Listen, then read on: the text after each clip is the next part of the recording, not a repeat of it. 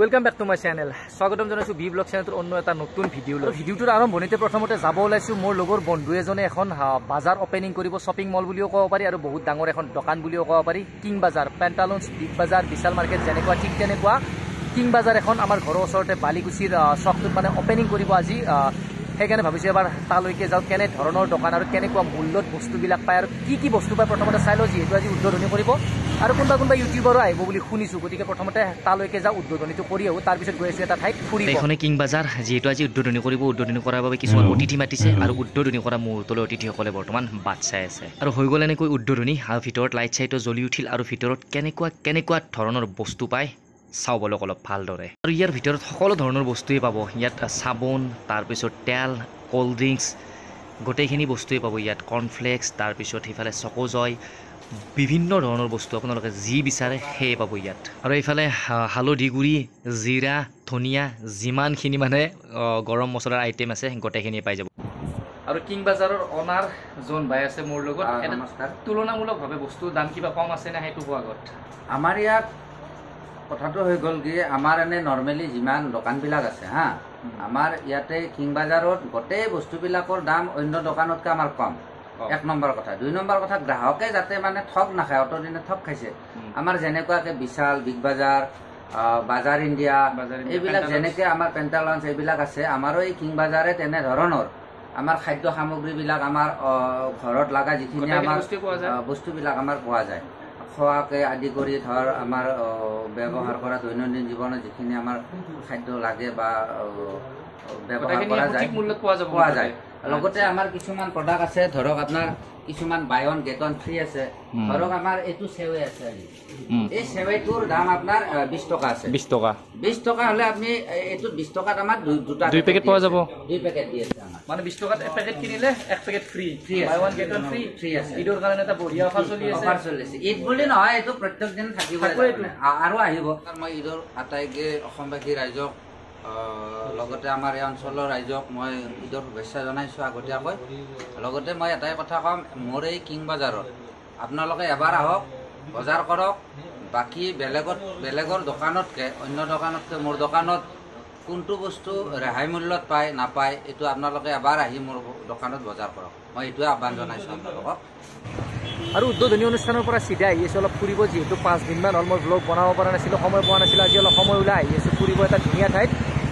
এইফালে গৈ আছোঁ এতিয়া, ড্ৰাইভাৰ আজি চেঞ্জ কৰি দিলোঁ আৰু এনেকৈ যাব আহি থাকোঁতে ৰাস্তাতে দেখিলোঁ এই দোৱা পুখুৰীটোত এখন ই ৰিক্সা এনেকৈ বাগৰি পৰিছে আৰু মানুহবিলাকে জৰি লগাই বৰ্তমান ই ৰিক্সাখন উঠাব চেষ্টা কৰি আছে।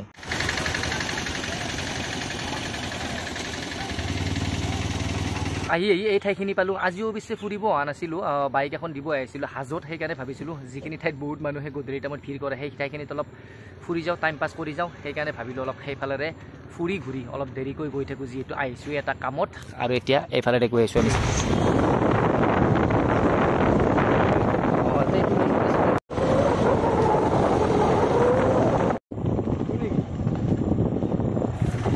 এই পাহৰুৱা ৰাস্তাৰ মাজে মাজে বাইক চলাই আৰু বাইকত বহি গৈ বহুতে বেছি মজা পাওঁ। সেইকাৰণে 10 দিনমান পিছত যেতিয়া মোৰ গৰমৰ বন্ধ আহিব, এইবাৰ গোটেই মেঘালয় এটা নিয়ত কৰি দিছোঁ। কি ধুনীয়া নাজাৰা আৰু কেনেকুৱা ধুনীয়া ৰাস্তা, আৰু এনে ৰাস্তাৰে এনেকৈ এইখিনি টাইমত বাইক লৈ অহাৰ মজাই বেলেগ। আহি খুব ধুনীয়া ঠাইখিনি পাই গ'লোঁ, যিহেতু ৰাস্তাটো ইমান দিন তালৈকে হৈ আছিল, ইমান মানলৈকে ৰাস্তাটো কমপ্লিট হৈছিল। তাৰপিছত এইফালে গোটেই মাটি চাটি পেলাই আছিল। এতিয়া চাগে একদম হাজোৰ সেই মেইন ৰাস্তাটো, হাজোটো মানে গুৱাহাটী টু বৰপেটা যোৱা যিটো মেইন ৰোড, সেই ৰোডটোলৈকে চাগে লাগিছে। গতিকে এবাৰ এইফালেৰে গৈ চাম কিমান দূৰলৈকে ৰাস্তাটো হৈছে। আৰু এইখিনি ঠাইৰ মজাই বেলেগে, এইফালে গোটেই সেউজীয়া ঘাঁহ বননি আৰু সেইফালে পাহাৰ, আৰু এনেকুৱা ঠাই বহুতে বেছি ভাল লাগে এই গধূলি টাইমখিনিত ফুৰি। আৰু এইফালে চাৰিওফালে কেৱল পাহাৰ। হাজোত এইখিনি ঠাইত আহিলে এনেকুৱা লাগে যেন মেঘালয় চেঘালয়ত আছোঁ, কাৰণ চাৰিওফালে পাহাৰ আৰু মাজে মাজে এনেকৈ পথাৰ চথাৰো আছে, আৰু ৰাস্তাটোতো ক'বই নালাগে। আৰু এই ধুনীয়া ঠাইখিনিত অহাৰ আৰু এটা বেলেগো কাৰণ আছে। আজি যিহেতু গাড়ীখন দিব হাজোত আহিলোঁ, সেইকাৰণে ভাবিলোঁ সেই ঠাইখিনিত যাওঁ আৰু তাত গৈ দুটামান ধুনীয়াকৈ ৰিলচ বনাওঁ, কাৰণ লোকেল জেগাখিনিতো ৰিলচ বনাই থাকোঁ ঘৰৰ ওচৰে পাজৰে। আৰু ভাবিলোঁ আজি অলপ পাহৰুৱা ঠাইত ধুনীয়া ৰাস্তাত গৈ ৰিলচ বনাওঁ। আৰু ইনষ্টাগ্ৰামৰ লিংকটোতো ডিছক্ৰিপশ্যনত দিয়াই থাকিব, ফ'ল' কৰি ল'ব, চাব আৰু ৰিলচবোৰ কেনেকুৱা হয়।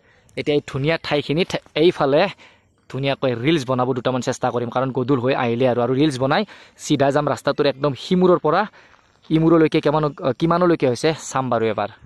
আৰু এনেকৈ এটা দুটাকৈ ইয়াত ৰিলছ বনাই আছোঁ অলপ সেইফালে যাওঁ সেইফালে বহুত মানুহ আছে গধূলি টাইমখিনিত এই ঠাইখিনিত বহুত বেছি মানুহ হয় কাৰণ দেখিবলৈ এটা বহুতে বেছি ধুনীয়া না এইফালে এখন পাহাৰ এইফালে এখন পাহাৰ মাজেৰে কাটি ৰাস্তাটো বনোৱা যেন পায় গতিকে এবাৰ একদম সেইফালৰ পৰা আহোঁ আমি এতিয়া আৰু সেইফালে দুটামান ৰিলছ চিলছ বনাই এই ৰাস্তাটোতে আছোঁ প্ৰায় 1 ঘণ্টামান হ'ল ভাবিলোঁ অলপ বেছি টাইম ফুৰোঁ ইয়াত এইফালেৰে একদম গছৰ পুলি চুলিও পুতিছে সেইকাৰণে সেউজীয়া এনেকৈ বেৰা দিছে তাৰ মাজত আছে গছৰ পুলি কিছুমান আৰু এইফালে কালাৰটো চাওক পাহাৰৰ ওপৰত কিমান ধুনীয়া ৰঙা হৈ উঠিছে গোলাপী আচলতে ৰঙা নহয় এতিয়া গধূলো হৈ আহিল সেইকাৰণে ভাবিছোঁ ইয়াৰ পৰা সোনকাল যাওঁ আৰু দুদিনমান পিছত আহি আছে ঈদৰ পিছত আহি আছে আমাৰ স্কুলৰ এক্সাম তাৰপিছত গৰমৰ বন্ধ আৰু এইবাৰ গৰমৰ বন্ধত ভাবিছোঁ নৰ্থ ইষ্টৰ 2খনমান আমাৰ ওচৰ চুবুৰীয়া ষ্টেট ঘূৰিব চেষ্টা কৰিম প্ৰথম আৰম্ভ কৰিম মেঘালয়ৰ পৰা মেঘালয় শ্বিলং চেৰাপুঞ্জী একদম ধুনীয়া ঠাইত যাব চেষ্টা কৰিম গৰমৰ বন্ধ পৰাৰ লগে লগে আৰু আজি এটা চিম্পল ব্লগ বনাই দিলোঁ যদি ভিডিঅ'টো চাই ভাল পালে লাইক এটা কৰি দিব আৰু যদি চেনেলটোত নতুনকৈ আহিছে তেনে প্লিজ চেনেলটো ছাবস্ক্ৰাইব কৰি ল'ব